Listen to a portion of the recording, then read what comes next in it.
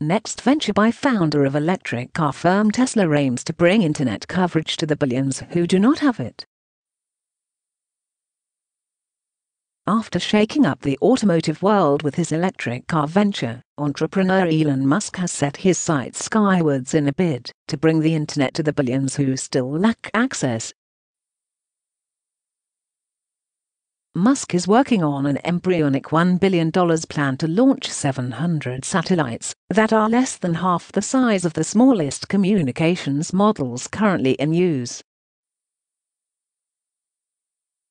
The Wall Street Journal reported that the owner of electric car maker Tesla is working with Greg Wyler, a satellite industry veteran and former Google executive, whose company, WorldVu Satellites, owns a considerable amount of radio spectrum.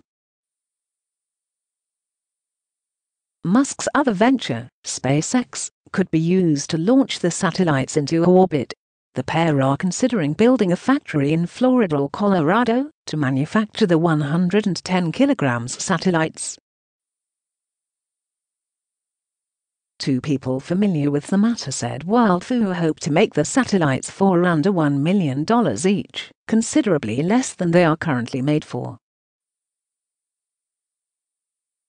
Wyler had been working with the Google-backed startup O3B Networks, and in June it was reported that the search giant planned to spend $1 billion on 180 small, high-capacity satellites. The first 4 satellites launched by O3B were beset by technical problems, and Wyler quit Google after a year to join forces with Musk. Wyler has left O3B, but remained a significant shareholder, according to the journal. Google declined to comment. The venture would face considerable technical and regulatory hurdles, and SpaceX may not be ready to launch satellites until close to the end of this decade. O3B could face losing the rights to its radio spectrum by then. Satellite ventures are notoriously expensive. About 15 years ago, the telecommunications group Iridium spent $5 billion putting 66 satellites into orbit, before collapsing into bankruptcy. The company aimed to create a telecommunications system that would allow users of handheld phones to make calls from anywhere on Earth.